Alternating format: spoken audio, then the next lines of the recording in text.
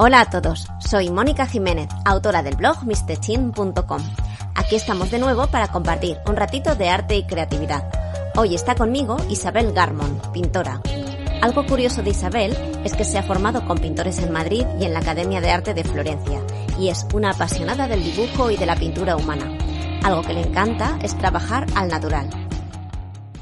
Pues soy Isabel Garmon, soy pintora y nacida aquí en Zaragoza, aunque llevaba los últimos 10 años viviendo en Madrid con una pequeña pausa de año y medio que estuve por Florencia. Y nada, estoy recién instalada, como quien dice, aquí en Zaragoza desde septiembre del año pasado. Y nada, pues estoy aquí trabajando en mi estudio, realizando trabajos personales de encargo y dando clases a un grupo de gente. Cuéntame un poquito cómo empezaste a interesarte por la pintura y además cómo decidiste dar el salto profesional. Mi interés por la pintura, pues yo dibujaba de pequeña, como la gran mayoría, y llegó un momento en el cual yo me desvinculé por completo de las artes. Podríamos decir que a los 12 años, de los 12 a los 20 y tantos, no me interesó para nada el tema del arte, y curiosamente el destino, el universo, los dioses, o como queramos llamarlo, me dirigió de rumbo a la Escuela de Artes a realizar mis estudios de diseño gráfico, y entonces ahí se despertó el dibujo que andaba dormido en mí, y empecé a explorar de nuevo el mundo de posibilidades que te da el arte, la disciplina artística, y entonces a partir de ese momento pues entro de lleno en el mundo del arte, ¿no? Obviamente tenía que despertar todavía, pero es ahí en ese periodo, a los 20 años, cuando empiezo a redescubrirme, podríamos decir. La verdad es que suena genial, todas esas energías y esos dioses que te dirigieron hacia el arte, ¿no? Como camino. La verdad es que creo que hicieron un buen trabajo, desde luego. Bueno, ahora cuéntanos un poquito sobre esa evolución. ¿Cómo comienzas a estudiar diseño gráfico en la Escuela de Artes de Zaragoza? Después te vas a Madrid y después te becan para ir a la Florence Academy of Art. ¿Cómo ha sido todo este aprendizaje? Pues ha sido realmente apasionante, porque el origen es diseño gráfico. El diseño gráfico me lleva a Madrid porque me quiero dedicar a la ilustración, quiero especializarme en ilustración porque veo que el dibujo es lo que me hace palpitar el corazón. Y entonces busco en Madrid una escuela fuerte, ¿no? La Escuela Superior de Dibujo Profesional, SDIP, y nada, me meto ahí a hacer un curso de 3 años, y es ahí donde descubro a mi gran maestra de pintura, Amaia Gurpide, y entonces entro en su estudio, descubro la formación académica, el dibujo y la pintura del natural, con modelos, y entonces paso de la ilustración al enfoque académico, que es, podríamos decir, para que nos entendamos, el más cercano a la pintura tradicional. Y entonces, cuando llego a ese punto de mi vida, yo descubro realmente a lo que me quiero dedicar, ¿no? A qué quiero dedicar el resto de mis días de existencia, y la pintura me abre un mundo de posibilidades, y me llena tantísimo que me doy cuenta en ese momento que quiero ser eso, quiero ser pintora y dedicarme a pintar, ¿no? Y eso, y entonces estando en Madrid, termino mis estudios y todo, y yo tenía algo en mente, que era ir a Florencia, porque me habían hablado de una academia muy potente que había ahí. Y vale, yo había tenido mi formación con 2 pintores en Madrid, Amaia Gurpide y Jordan Sokol, pero notaba que me faltaba algo más, ¿no? Y el gran sueño era ir a Florencia a ingresar en esta academia. Es una academia, pues un poco cara, ¿vale? Es decir, que no es para todos los bolsillos, y entonces pues estaba ahí como un sueño, pero yo estaba muy enfocada y yo siempre he pensado que los sueños se pueden hacer realidad, ¿no? Simplemente hay que ir a por ellos y marcar estrategia. Y entonces marqué estrategia, hice hasta un crowdfunding y bueno, empecé a ahorrar dinero pero lo que me hizo poder ir a Florencia fue una beca que gané de la fundación The Green Seals Foundation, que es una fundación de Canadá que da dinero a artistas para formarse dentro de una línea académica o tradicional. Y entonces, entre unas cosas y otras, pues conseguí reunir el dinero y marcharme a Florencia. Y en Florencia, al cabo de un año, vuelvo a poder solicitar una segunda beca de la Green Seals Foundation y me la vuelven a dar, lo cual me ayuda a mantenerme un poco más de tiempo allí y nada, completo lo que quería completar, ¿no? Y vuelvo a Madrid pues con más conocimiento, podemos decir, unas ideas más ordenadas en cuanto a la técnica, ¿no? Que es algo que defiendo muchísimo, el aprendizaje y el uso de la técnica en dibujo y pintura, con las artes.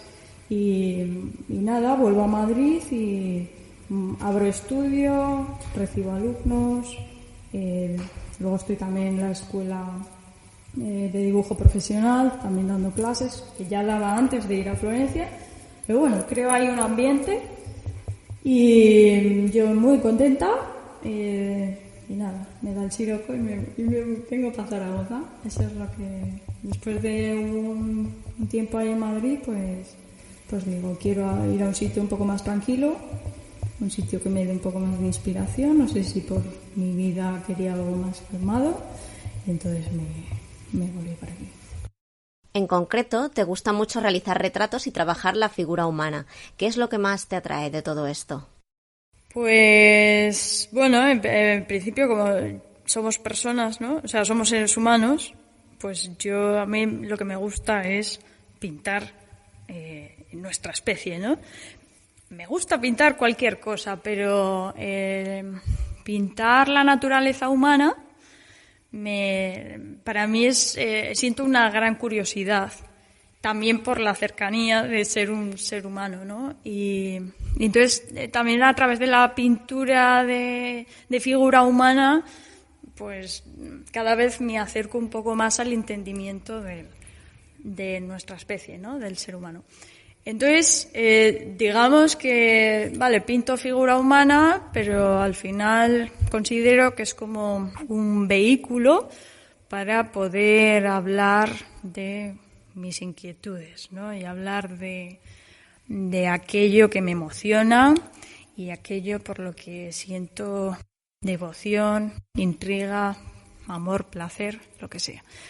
Entonces, la figura humana además es un ser muy reconocible porque, como he dicho al principio, pues somos eso, ¿no? Somos seres humanos y entonces me gusta también que el individuo, el espectador, pues pueda jugar un poco con la visión que le planteo, ¿no? de estos humanos o estos humanoides que creo, ¿no? Para mí...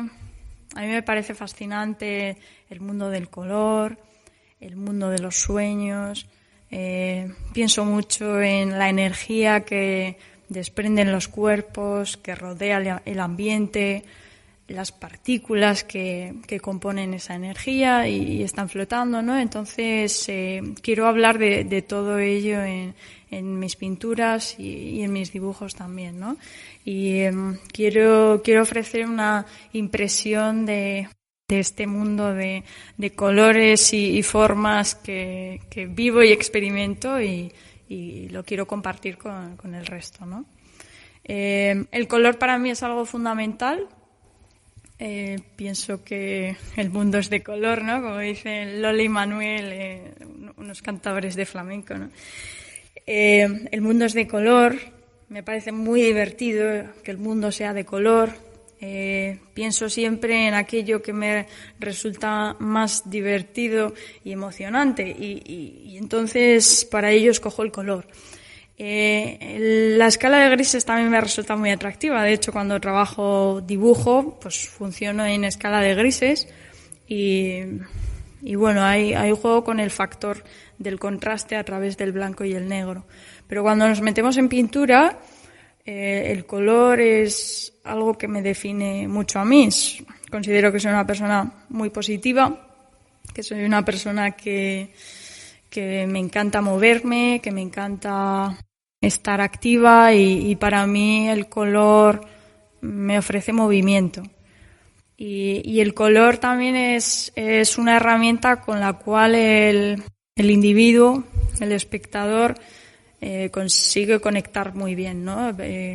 Considero que los colores son capaces de transmitir emociones porque tenemos asociados adjetivos y definiciones y sentimientos para cada color, básicamente por el medio natural, ¿no? Y entonces, pues, el color es un gran estímulo para el que mira la pieza. Para mí, como creadora, es un gran estímulo también porque me fascina como de un color plano, que es el del lienzo, pues de repente hay un mundo lleno de formas, a veces abstractas, otras veces concretas, donde el color o cada pieza está diseñada con color y vibración, ¿no? Desde luego, el color tiene mucho peso en un trabajo artístico. Además, algo muy curioso de tus proyectos es que varías mucho de colores entre tus diferentes trabajos. No sueles usar las mismas gamas de color como suelen hacer otros artistas. Me encanta que me digas eso porque es cierto, es como... Vale, yo podría definir mi obra como que es una obra pues un poco etérea, llena de color, buscando también cómo trabajar con la impresión y la abstracción de la forma, pero ese digamos que es el nexo de todas mis piezas, pero cada pieza, yo siempre digo de forma coloquial, es de su padre y de su madre. Es decir, en cada pieza ves algo que la hace diferente del resto. Creo que se puede sentir que están hechas por mí, pero cada pieza cuenta una historia, ¿no?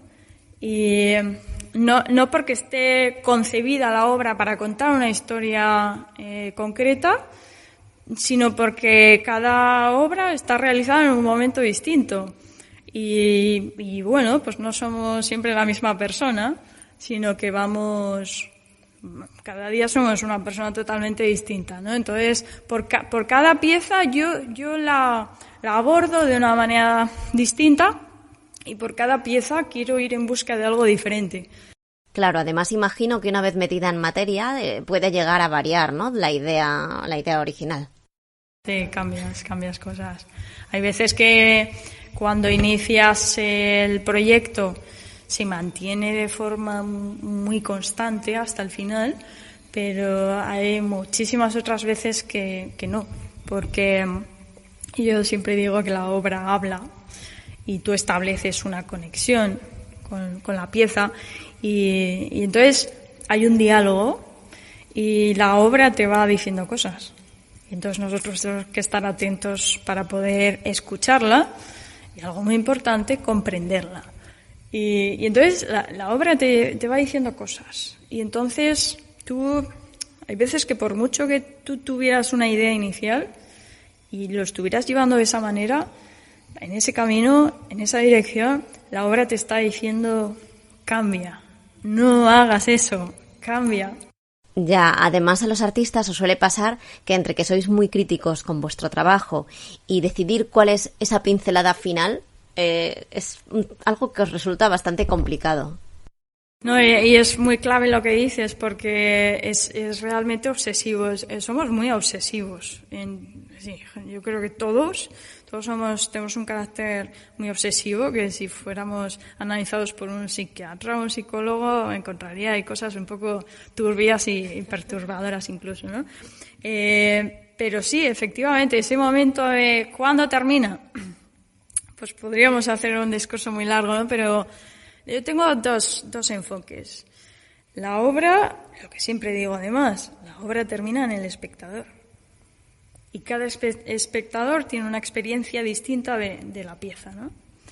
Y luego, aparte, cuando tú como autor de la obra decides que ha llegado su final, porque lo decides, no porque tenga un final, tú lo decides, porque las obras podrían ser interminables, siempre hay algo que hacer, siempre hay algo que retocar, siempre hay algo que poder añadir y que pueda darle un enfoque más completo, ¿no?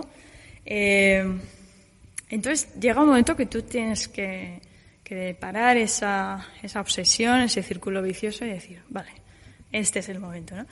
Y obviamente para que llegue ese momento tú tienes que sentir que toda la obra está bien hecha.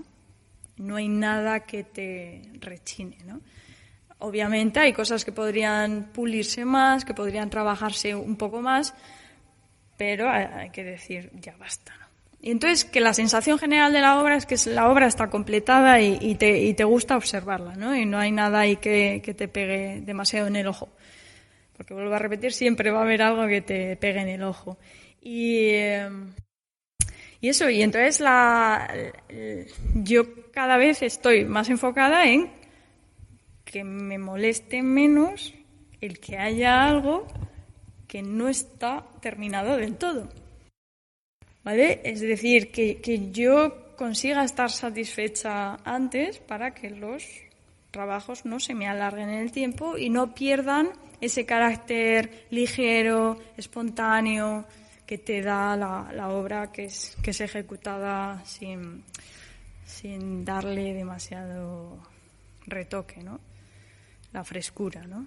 Fíjate, leo mucho a Sorolla, ¿no? Y me acuerdo de una última cita que leí de él y hablaba sobre el retrato y decía que el retrato tenía que ser pintado de una vez, que hiciéramos los estudios previos oportunos, pero que el dibujo o la pintura con el modelo tenía que ser hecho de vez, porque el retrato tenía que ofrecer una frescura y una ligereza que solo ejecutado de una vez puede ser, ¿no? Una a la prima, como si fuera una a la prima, efectivamente, una instantánea. Él justificaba este razonamiento diciendo que el modelo, si se alarga demasiado en el tiempo, pues el modelo cada vez está más cansado, tú también, entonces va estropeándose la obra realmente, ¿no? Y es algo en lo que hay que ser consciente. Yo soy muy consciente de ello. O sea, hago, por ejemplo, una pintura de una sesión y está muy bonita. Y entonces sé que quiero trabajar más con esa obra, llevarla a un siguiente nivel.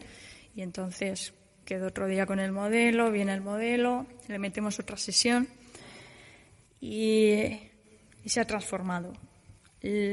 Toda esa frescura que tenía de la primera sesión se ha transformado. Ha pasado a otro nivel, ni mejor ni peor, pero a otro nivel. Pero, sin embargo, todo ese carácter como inocente de la obra ejecutada a la prima, es decir, en una sesión, a mí eso es lo que me gusta. Yo eso, desde que estuve en Florencia, era algo que me obsesionaba, o sea, mantener la frescura en la obra. Y da igual el tiempo que estés trabajando en la obra, pero que llegue al espectador la frescura. Porque las obras no tienen que ser pesadas, no tienen que ser cargantes, ¿no? Realmente todo lo que tú sientes creando, tú se lo transmites al espectador. Si el espectador pues tiene más grado de sensibilidad, pues va a poder conectar más contigo, pero en realidad todas las decisiones que tomas en la obra sujetas o bajo el influjo de tu estado anímico y tus pensamientos, o sea, van directos. La manera en la que metes el trazo, pues puedes deducir muchas cosas, carácter de la persona, preferencias, no sé. Vamos, que hay un auténtico estudio psicológico detrás de cada obra. Qué bueno. Sí, yo si estuviera metida en una carrera artística y tuviera que hacer una tesis, igual yo creo que me metería por ahí.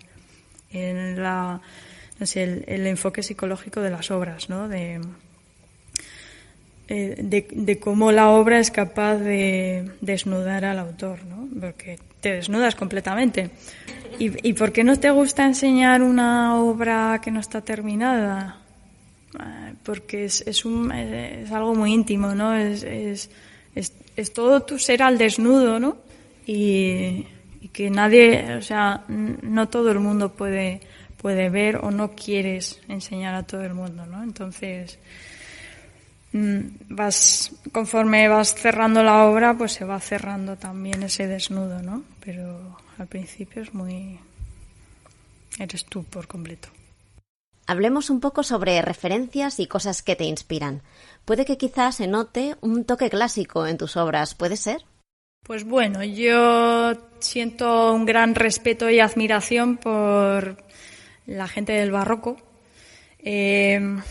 A partir de Caravaggio, aunque yo a Caravaggio pues lo respeto y me gusta, pero no considero que nunca haya sido una inspiración para mí, pero sí que a partir de ese genio o ese hombre con ese ingenio pues cambió el rumbo de la historia del arte, ¿no? De la pintura.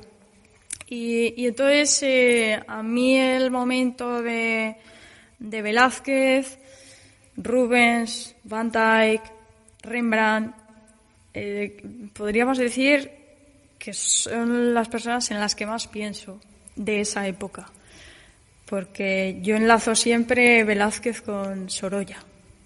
Sorolla amaba a Velázquez, era su pintor favorito y fíjate qué diferente es la pintura de Sorolla y de Velázquez. La gente de a pie, sin más, pensaría que es imposible relacionar esos dos estilos o esas dos propuestas de pintura. ¿Por qué? Porque, en la pintura de Sorolla, al igual que cualquier pintor posterior a Velázquez, que haya desarrollado su propia obra, ¿no? Con su lenguaje propio, en la base está Velázquez. Para mí Velázquez es el origen. Es el origen completo, formado, ¿vale? Porque Velázquez mama de Tiziano y admira mucho a Rubens, pero bueno, sobre todo Tiziano vemos mucha influencia. Entonces, pero Velázquez es quien consigue reunir en su pintura las claves de, valga la redundancia, la pintura. En cada una de sus obras, sobre todo la etapa de madurez, ¿no? A partir de la etapa de madurez vemos cómo en ese carácter abstracto, impresionista, ¿vale? Porque él para mí es de los primeros impresionistas de la historia, es capaz de hablarte de luz, de forma, de profundidad, de perspectiva, de volumen, de una forma tan sencilla. Es sencilla porque no emplea mucha cantidad de pintura, porque las formas son simples, los juegos tonales también son simples, todo es simple porque buscaba resumir al máximo, ¿no? Entonces, yo quiero entender la cabeza de ese pintor para traer todo eso al mundo de color que vivimos, ¿no? Y Sorolla vivía un mundo de color. ¿Qué es color? Luz, ¿vale? Sorolla analizaba la luz. La luz lo era todo para él, después de Velázquez y después de Clotilde, su mujer. Y entonces, para mí, podríamos decir, aunque el barroco, que es el origen y demás, pero en mi mente están continuamente Velázquez y Sorolla. Ahora estamos en tu taller y podemos ver bocetos, obras a grafito, otras obras que están en proceso, otras terminadas. No sé si nos puedes contar un poco cómo abordas un nuevo proyecto desde la idea hasta el trabajo final. Pues hay varios enfoques o tipos de enfoque. Uno sería en el cual yo deseo crear una obra planificada y donde yo pienso sobre qué quiero hablar en cuanto a escena, no en cuanto a simbología. Creo que para mí la simbología viene después, ¿no? Yo escojo las formas, escojo los protagonistas, escojo qué elementos quiero depositar dentro de la obra y entonces esbozo sobre un papel pequeños esquemas donde distribuir los elementos que estoy imaginándome, ¿no? Porque la imagen está clara en la mente, pero tienes que llevarla al papel para ver si funciona, ¿no? Y entonces realizo varios bocetos, tampoco demasiados, porque me gusta no desgastarme y poder administrar toda mi energía de emoción para las distintas partes del proceso de crear una obra, que pasan por los bocetos de la idea, los estudios específicos de elementos, pruebas de color, hasta que ya pasas a la ejecución de la obra final, ¿no? Que generalmente la trabajo siempre en lienzo. El lino belga que trato yo, ¿no? O sea, compro la tela y la imprimo y demás.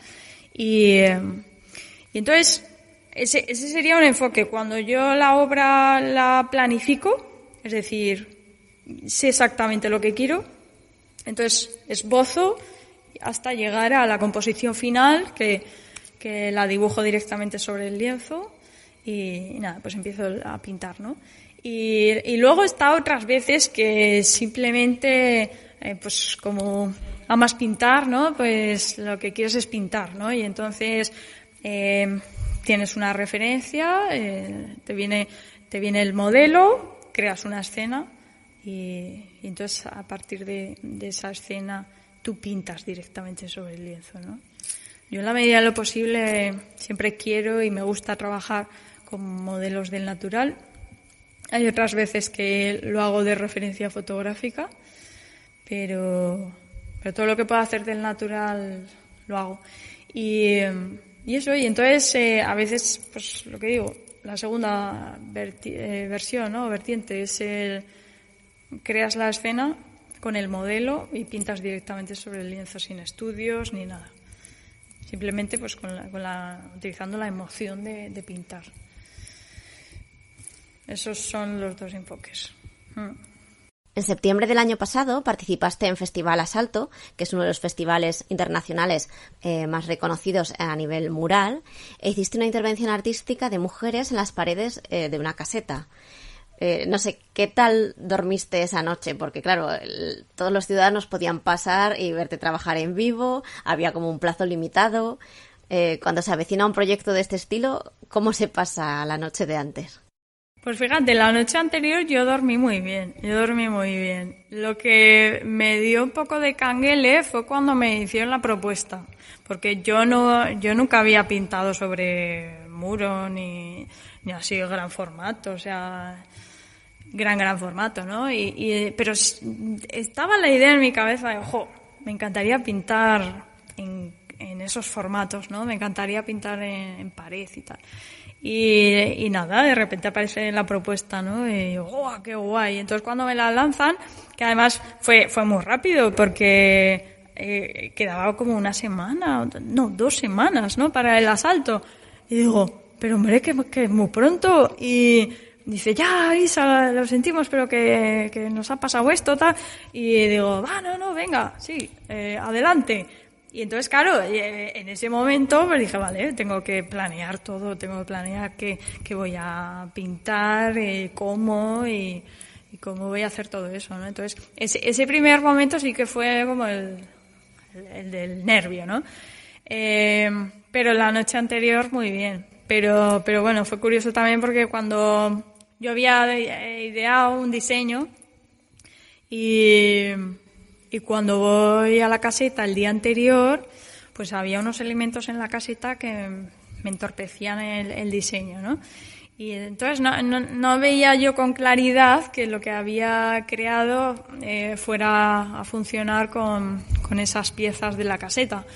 Y entonces esa noche cambié el diseño que había estado trabajando los días anteriores y tomé realmente la primera idea que me vino fue la que rescaté y fue la que vi que podía adaptarse a la superficie de la caseta.